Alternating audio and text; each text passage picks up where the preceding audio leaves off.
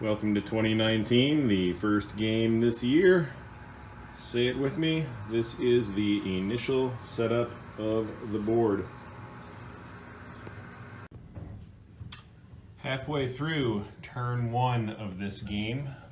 Before I launch into what happened, I want to give a couple quick shout outs. So we're using Young Grasshoppers hit dice, which are available on what, historicalboardgaming.com? I think so. Yeah.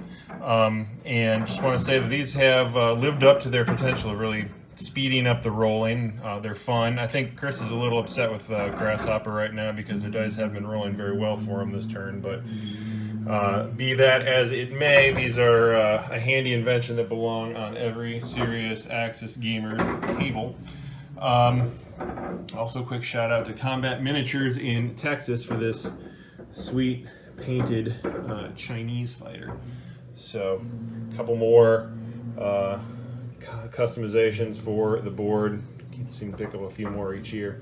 So what happened on the turn? Well, I mean, it was a good start for the Axis. So far so good, but very early in the game.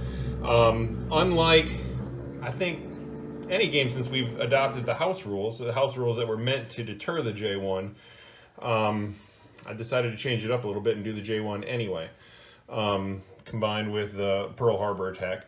And, so far so good. The rolls have gone well. So got most what was sent into Hawaiian Sea Zone left. The planes did not scramble, which I would have bet, but still, that's what happened. Down here, the little destroyer that could actually did this time around. That was a move originally suggested to me by Big Al, and that worked out.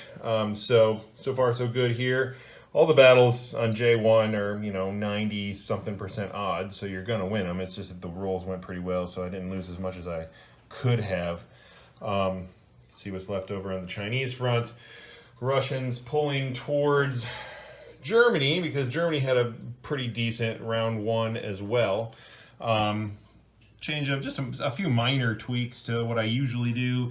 Actually kept Yugoslavia this time instead of just pre-chewing it for Italy. Took Southern instead of Normandy. And the battles up here went pretty well. I sent the battleship into 111 instead of 110 like I normally do, and it escaped with no hits. So that's helpful. Combined with the little U-boat that could, doing its duty there in 106. So all in all, a good start for the Axis, but some pain remains to be brought by the Allies in the rest of turn one. Beginning of round two, and things continue to go just a little bit differently this time, which is fun and interesting. So the U.S. reacted to the J1 attack by spending all of its money in the Pacific, building up quite the substantial navy there off San Francisco, leaving Japan with that to contend with. In the meantime, the little destroyer that could did it again, took another hit with it on its way out. Anzac buying a transport and a guy. Meanwhile, Calcutta turtles up. So our house rules allow that factory to be upgraded upon the declaration of war, but it's a choice by the player. And Chris elected not to upgrade that one, anticipating that Japan would be grabbing that and not wanting to give him anything that he can't help. So China turtling over here as they do just about every game. And again, just about every game, we've got the Middle Earth strategy forming here, with Persia being gobbled up and as much navy as can get there being assembled in the Persian Gulf. In Italy, so this also turned out a little differently. The leftovers of the Taranto raid were 3 ships, including a damaged carrier. So all of Chris's planes have landed in Malta, including the bomber from London, mind you. So that's all his Air Force. He's got a huge Air Force there in Malta, his permanent aircraft carrier down there. Which, again, not an unprecedented move for Chris. It's become kind of his preferred go-to place for his Air Force there in Malta, to kind of backstop that Middle Earth strategy. But with the situation here in Europe panning out as it did, I reacted that a little differently, and instead of sending waiting to send the German Air Force down to take care of those on round 2, I instead sent the Italian Navy and Air Force to do the same. So we have that instead of what we usually do, which is the Italian Navy taking out the French fleet, usually sacrificing that transport in order to take Gibraltar or Greece and get the bonus. So I didn't get the bonus. I do still have a transport though, so that's something. This transport left for Germany to take care of, and the French fleet managing to survive in 91. Now, mind you, there's nothing here from the U.S., so that really kind of changes some of the equation as we head into round 2. Halfway through turn 2, we've just completed the Axis turn, and things have taken yet another left turn, largely driven by targets of opportunity. So taking Hawaii was an option in the beginning for me in planning my Japan move. The way things shaped up, I decided it was the option I was going to take. Those 2 transports in Japan, the one in Wake Island, all had multiple directions they could go that I all considered, but Hawaii's an important one. It's good for bonuses, gives me money, takes away money from him, so it's ultimately the route I chose. Reshifting a lot of these navies here. These guys had to stay in Wake because the planes supported the invasion of Hawaii. I wanted to get as many land units as possible into there, even though we're exposing ourselves in some ways, but ultimately I decided that was a worthy investment. Speaking of investments, Japan bought 6 subs. Again, not precisely what I'd love to be doing at turn 2 of the game, but with that many American units threatening to go somewhere, it's important that they be ready to respond. Took a couple of the money islands, obviously not able to take them all, but we're at least we've got some quiet in the South Pacific that allows them to stay naked there with security. Here we've conservatively inched forward in China, building up a decent sized stack, not to rival the Chinese just yet, because boy do they have a stack, but we've at least inched forward in a defensible way. Launched the 2 infantry that were in Vietnam with all that air support to take out Shan State, but lost the infantry, so didn't take the land itself. Over here in Europe, we have even more of a left turn. I will tell you, I was not planning, my Germany strategy did not include a sea line attack, but when things shaped up, it ultimately turned out to be what I thought was the wisest move for Germany. So we purchased 8 transports, reoriented the land units in order to be on those transports on G3. Already having taken Scotland, so preparing for that. Italy, as we saw, did the reverse anti-Taranto last time. That's why, because these German planes all wanted to be intact and in position.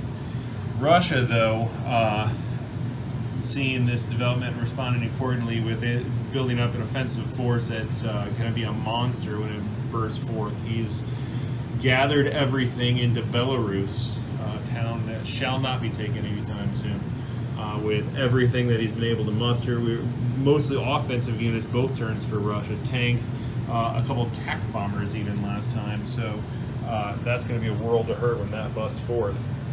See what the Allies can pull out in the rest of turn 2. As we begin turn 3, we have an even more enormous American fleet biding its time here in San Francisco, choosing to build up and project an enormous crap ton of power rather than committing to a direction. That's very similar to the strategy Russia's following right now in Belarus, just creating an enormous stack that carries unbeatable potential whichever way it decides to go. And frankly, it's the same strategy we have in China, so we see that across the Allied board here. Anzac having chosen to purchase subs, performing their traditional role of being annoying and trying to disrupt the Japanese naval presence. Calcutta getting a little bit emboldened, realized they're not going to fall this turn, so bought some offensive units there, a couple tanks. I'm offended by that. Middle Earth kind of continuing, going through the momentum of Middle Earth anyway. This is the one thing that UK Europe is able to conquer right now. So piled into Iraq, got Air Force retreated from Malta back into Transjordan. Took all that Air Force as it happened to take Iraq, but it did fall. Italy finally coming into its own a little bit, having gotten no bonuses the first turn, got 3 of them this time around, having kind of filled out its circle a little bit, being comfortable enough now with the threat having receded a bit to buy a carrier there, building up its own little navy. Well, it has a moment of peace to do so. But the big question here is what's going to happen in London as we move forward in turn 3.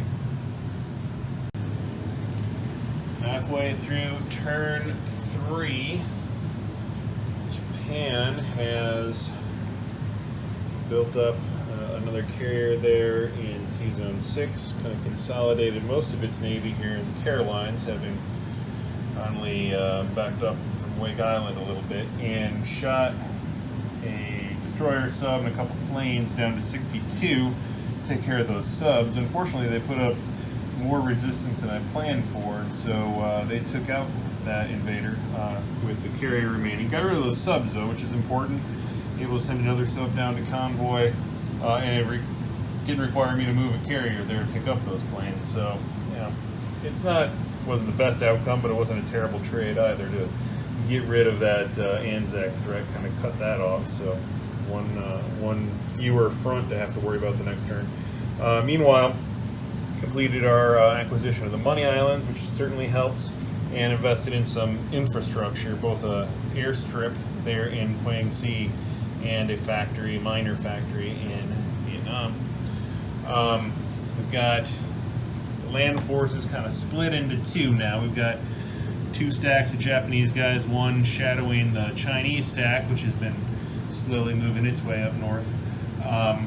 And the Russian stack is now split with 12 guys in the AAs kind of heading back to Manchuria now to give Japan something to think about on that side.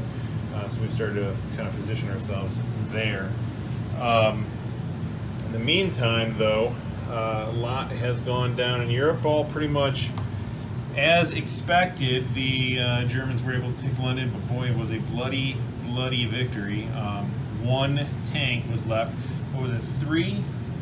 More than 3 planes got shot. 5 planes got shot down by AA guns, right? 5 planes. That was ugly. So that was above average rolling for the AA guns, which certainly hurt on the bottom line. So all the hits came down to 1 last land unit. And one thing that I didn't adequately prepare for was the fact that taking London allows Russia to declare war. So I obviously knew the war was coming, but chose not to declare war because of this sneaky little cruiser who we've nicknamed Sneaky Igor, with a nod to Sneaky Carl, would have prevented me from loading those transports there. As I knew he was there, wasn't thinking too hard about that, and kind of thought that was the case. We ironed out the fact that that is in fact the case. He could not have loaded those transports if I had declared war on Russia. So I didn't, which is fine, but in retrospect I may have positioned these guys a little differently, knowing that the Russians would then be coming on the next turn. But they made their move. The stack has moved its way westward, and his fast movers shot down to Romania, took out 3 AA guns that were there. Yep. That's unfortunate. And kind of building up out of the Ukraine here, so a lot to be brought by the Allies on the rest of turn 3. We're at the beginning of turn 4, and things have definitely shaken loose. U.S. having finally plunged into the Pacific, going whole hog, and I do mean whole hog, into Hawaii taking back the islands, dumping its entire navy in that sea zone. Japan having been a little bit stretched last time, not at entirely full capacity, and of course this navy supplemented with a couple of Anzac planes just for good measure. Anzac then getting a little uppity and buying subs and a destroyer this time, thinking, maybe it's a good idea to, protect those subs. Calcutta just turtling there, while the European British are slowly winding their way up through Persia and parking all their planes here, where Russia made its huge incursion.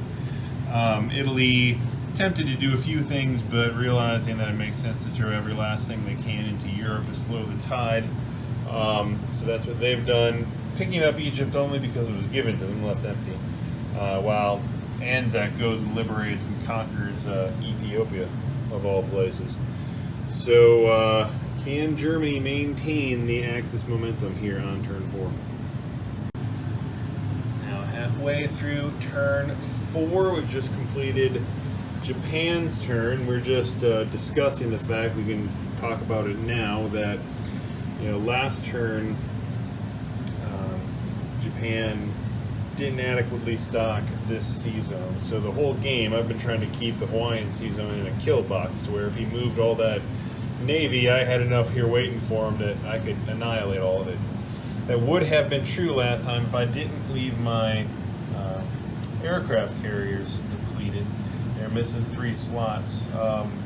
Sent that fleet down to Queensland to take out the Anzac threat, but I didn't realize that I had more than enough tacks over here in China to fly over, fill up these carriers, and provide the offensive potential that I needed to get back over here. I think I borrowed a strap bomber out of here as well. I took a strap bomber out of Japan that reduced my threat potential, and that's what allowed him to get to Hawaii in the first place. I was still itching to do it, but I actually would have done it, honestly, if he didn't throw those 2 Anzac planes in there as further reinforcement. Then the result of that battle would have just been ugly and would have handed him the Pacific.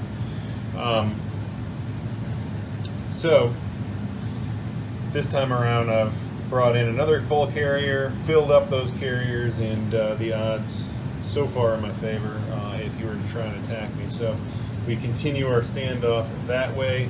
We've got a blocker here at 16 to prevent that fleet from getting into Sea Zone 6. Built up another naval fleet up here and positioned these folks, split up 2 Japanese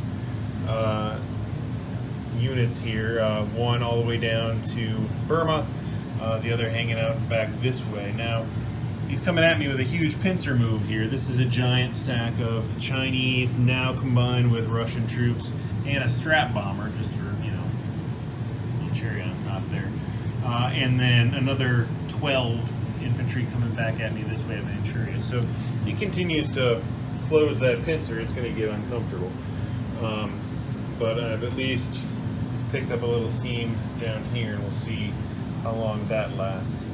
On this side of the board, Germany, again, just like Italy, resisting the temptation to get adventurous over here when, there's work to be done here. These green chips represent 10, so you can see Germany had like 80-something IPC to spend with all of UK's money, so bought 20 infantry, 2 planes, and a tank, I believe.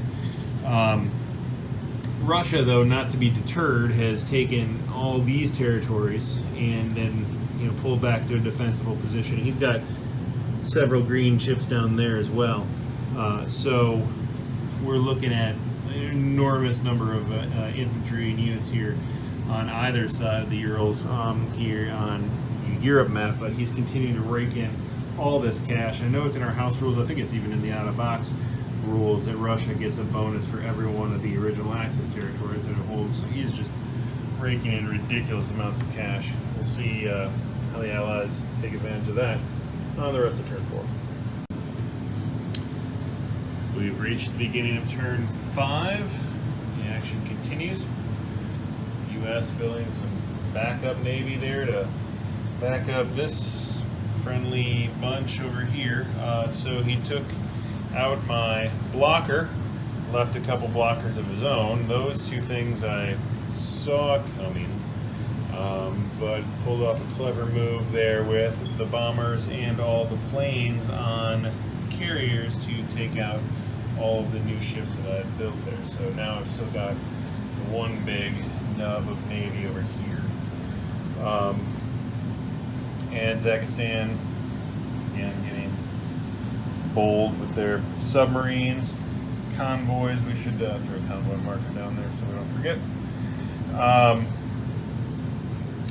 Calcutta doing something interesting, sacrificing for the greater good.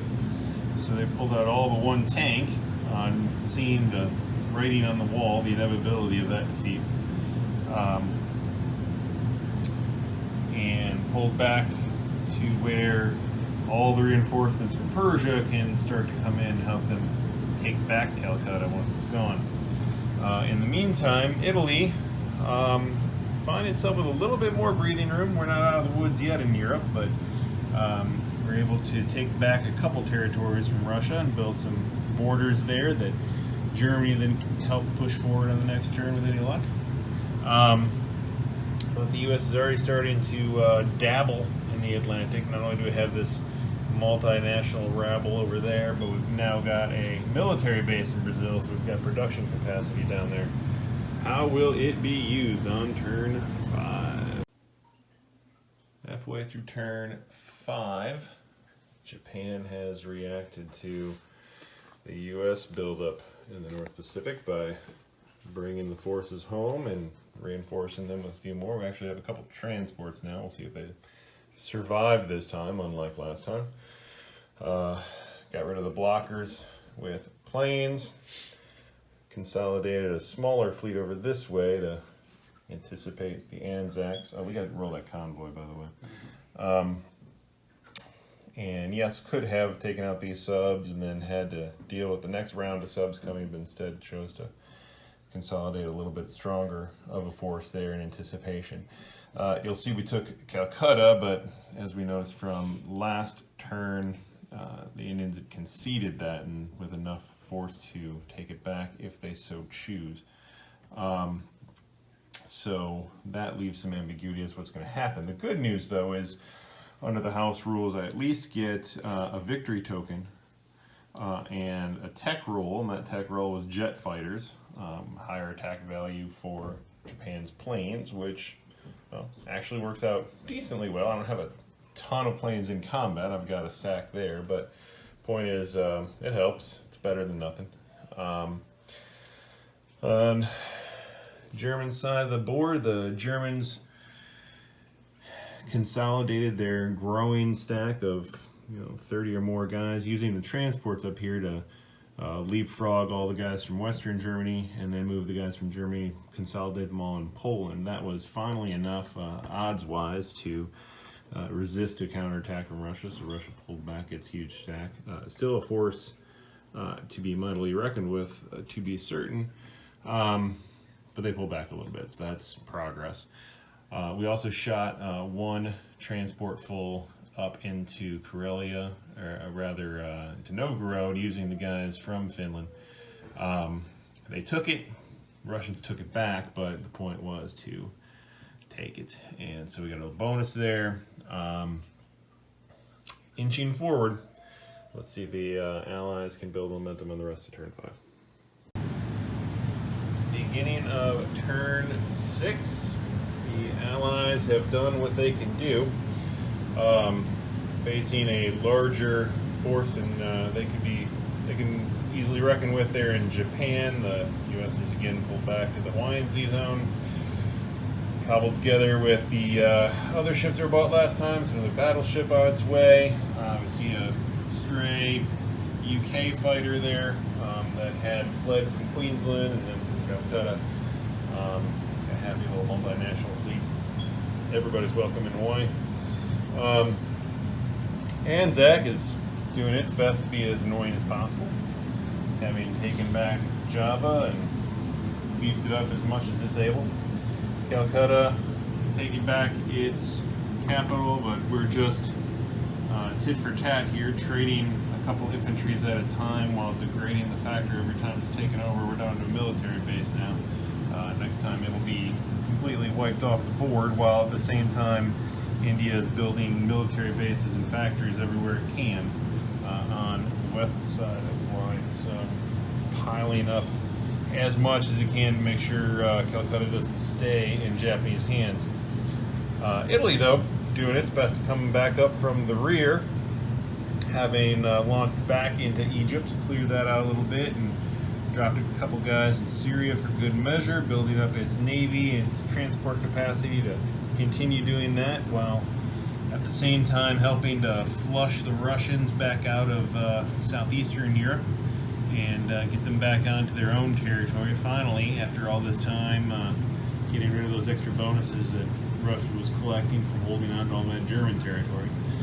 How will Germany capitalize on this during the rest of turn 6? Just so we see, they're building up a couple American transports here, a little modest naval buildup, but not quite the horde it's going to take to occupy Europe. Halfway through turn 6, the up and down of the Pacific navies continues. This time Japan pulling everything down into the Philippines. Meanwhile, routing out the Anzac infestation at some cost. The land units there took out a plane. Taking back Calcutta, now no factory at all, no production capacity left there, but realizing that all these guys are coming, we've stepped back a little bit, building a military base there in Yunnan, as well as in Shanghai, being chased all the way back to the sea by the Chinese stack, supported by their Russian colleagues. On this side, Germany did what it was expected to do, which was to slide up to the Baltics and take Leningrad up there, which combined with having taken Egypt last turn, won them 7 victory cities, which is another victory token in our house rules. So we are actually up to 3 victory tokens at the moment for the Axis. That's Calcutta, that's owning 7 victory cities and owning London. The Germans got rocket technology through that, and of course the Japanese have already taken Calcutta, so they don't get another roll on the tech charts. But it's 3 tokens to none at this point, but the only one that matters is the 4th. So let's see if there's any shot at getting that anytime soon after the Allies do their worst here on the rest of turn 6. After further contemplation, the Allies are going to concede this game at this time. Reason being, and I'll let Chris explain his viewpoint, but the Axis already have, as we said, 3 out of the 4 tokens that they're going to need, and they're pretty well positioned to come down and storm Australia, take Sydney, which would be the 4th. Now, Calcutta might go back in Allied hands this turn, and might be some back and forth on this before it's all said and done, but Chris is conceding the state of the game isn't going to turn around at this point.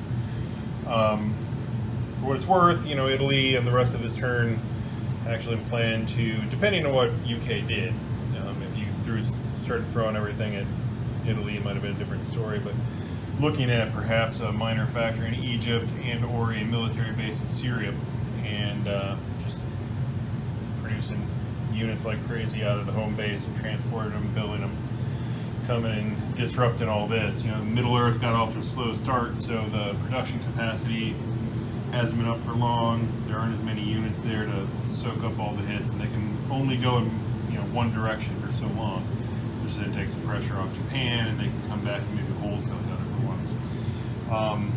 Russia oftentimes is bringing guys down into the Caucasus and helping out in Persia. Can't do that this time.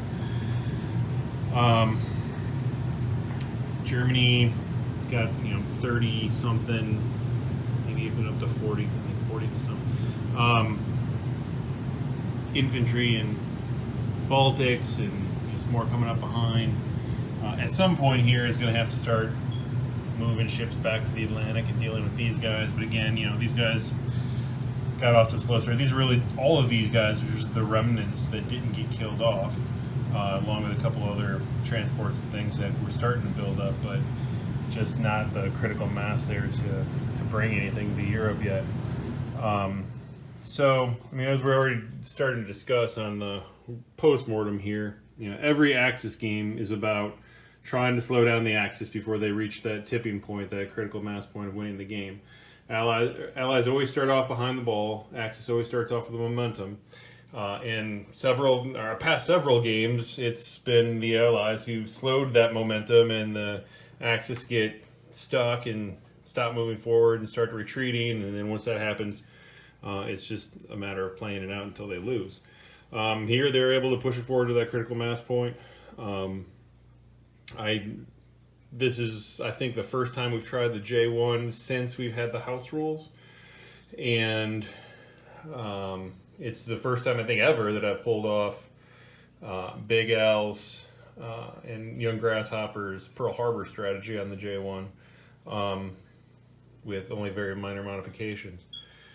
So that worked out well. I think it proves that even under the house rules that are designed to slow Japan down, which they do, a J1 is still possible. And I would take away from this that it's not impossible. It can be dealt with, and Japan is already starting to slow down. There are strategies that can deal with it. Just maybe a slightly modified one would have worked out better. Japan had some good rolls. Germany had some good rolls at the beginning. Those 50-50 shots on Canada and Sydney both hit this time, which is great. Helped out the Axis a lot, but that's those things are going to happen or not each game. And although helpful and sometimes can shape strategy, I don't think it was decisive in and of itself. But all in all, fun game. Good to score another one in the win column. Cut down on Chris's bravado here a little bit and set us up for a rematch perhaps in another month. Chris, your analysis? I don't have much to add. I guess in the early game, I lost London turn 2, and so that's a significant boost up of income. Right. All of the early rolls. I don't know that I made any cataclysmic mistakes. There's some things, small things here, small thing there that could have been better. It's just the initial dice roll. I didn't shave off enough units early on to meaningfully even slow down on either side of the board. So I was on my heels right from the get-go, and hard to slow that down. There's a little something happening in India. I'll take that back, but not for long. You'll have Australian 2 turns. If I move the fleet down there, it's in a kill zone. I could throw up some blockers, but that only delays it a turn or two. I would need to have a sizable navy to reinforce what's coming down, and I don't. So that navy either has to go down to get wiped out and then rebuilt, which puts me farther behind and more turns behind, or it needs to find something else to do, which concedes out that Sydney's gone. That's also a tech roll. So even if you lose the India chip and I can hold on to that, you still get the technology. So you're 4 techs up on where the Allies are. In the prime, the biggest problem is, at least in a game, you hope that if you're getting your ass whipped on one side of the board, you're making progress on the other side of the board. The problem is I'm not really positioned anywhere to do anything much. I'm not worried about Moscow at all. I know that you've got a stack of 40 guys there, but I'm about to have 80 or 70 guys or something in Moscow. So as you continue to march in there, I was going to stop and advance forward. You'd be deep into the heart of Moscow, and I could start ripping those stacks down, but it won't matter because I'm not getting to Berlin or taking any of the capitals back to swipe a token anytime soon up there, and both Germany and Japan are ahead of the U.S. Italy is sizable and growing. Russia's about to lose all of its northern flank to the German income, so there's just not enough delay points to slow down the momentum to make the game enjoyable. And so rather than sitting here and getting my ass kicked for the next 6 hours, I'm conceding the inevitable that this one is already over. Well, let's talk about this. You talked about losing London. That was not, just for the record, my original strategy at all, to pull off a sea lion. I elected to do that. I built, the standard Navy, just give me options up there, but I was planning on doing something different in Europe. But then when you put all of your planes, most of them anyway, in Malta, and which put them out of range of getting back to London, and I ran the odds looking at what I had available and what it would take to get there and what would it take for you to build back up. It was just too much to pass up, and I went back and forth on it for a while, realizing our house rules give you another capital in Canada anyway, so you're still going to be collecting income. It wouldn't be as decisive as it normally is in an out-of-box game, but it's a victory token, and so that was too much to pass up. Yeah, that's what I'm talking about. It's not like I went into Toronto with anything different than I've gone in there since I first learned what the Toronto raid was, like 14 games ago. The problem is, when you take out the extra transport off the coast of Canada, you can't get that bonus tanking guy into Canada or into London to help reinforce it. Then the odds are pretty terrible. The initial rolls weren't good. I didn't cut down on enough German pieces, so there is a sizable standing army that could get on boats with a weekly reinforced. I suppose I could have not done the Taranto raid and just left planes there, let Italy go crazy, but that's sort of what I mean on some of the significance of the early rolls. They seem to have a disproportionate impact on the Allies on those early games. If the Allies win some of those 50-50s, it doesn't mean anything. If the Allies lose some of those 50-50s, it all but kneecaps them. So, I don't know. It seems to have a disproportionate impact on the game than just a bonus transport that you get to kill. I'd like to go back and count the videos where you won those 50-50s, and I would venture to guess that you won 100% of those games. Well, I don't think I've ever won the Sydney 50-50 before, because it's only recently that I started trying it. I agree with that. And Canada, I think, is literally 50-50. I think they're half and half games. It'd be interesting to see the correlation. We don't have enough data points to say, what happens when you win both of them. Yeah. There's a lot of things that have to happen. You have to have a J1, for example, for that to even happen. Yeah, it matters. And there's, that's why there's some debate online about whether Taranto is always necessary. You can Taranto turn 2 or turn 3 depending on where the navies end up. Maybe that means you knew you lost that transport before your turn came. So maybe that means when that happens, an adjustment needs to be made in order to protect London, or not. But it's a factor. Taranto can't be something that's taken for granted no matter what. Any event, good game, fun game, learning experience. Tried some new strategies, and hope you all enjoyed it. We'll hopefully be playing again yet this year. Abandoned Monitoring Station signing off.